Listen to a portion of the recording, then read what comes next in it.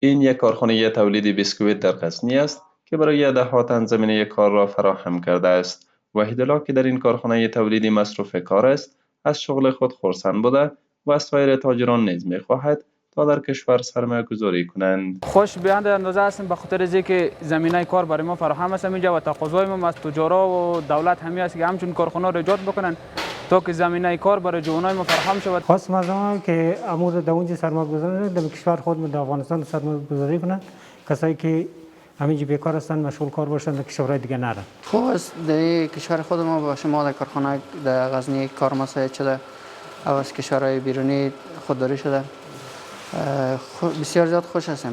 صنعتکاران میگویند که یکی از مشکلات عمده در بخش افزایش تولید صنعتی نبود پارک‌های صنعتی و کمبود برق است. به باور آنان اگر این مشکلات حل شود، بسیاری از سرمایه‌گذاران آماده‌اند تا کارخانه‌های بزرگ و کوچک را در غزنی ایجاد کنند.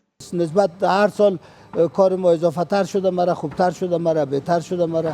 لیکن پارک صنعتی که باشد کار ما استاندارد میشه. پارک صنعتی اشد ضرورت است. مشکل عمده‌ای که صنعتگران فعلا در ولایت‌ها در مجموع در افغانستان با روبرو هستند قسمت کاهش برق است و هزینه برق است.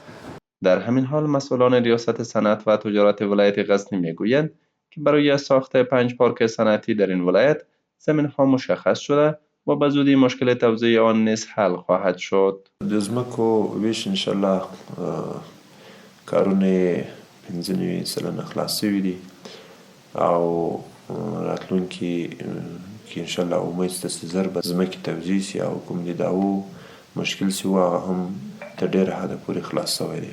بر اساس معلومات مسئولان صنعت و تجارت در این ولایت حدود 100 کارخانه تولیدی بزرگ و کوچک فعالیت دارند و برای 50 کارخانه تولیدی جدید نیز جواز فعالیت صادر شده است که با ایجاد پارک‌های صنعتی کار عملی آنها به زودی آغاز خواهد شد.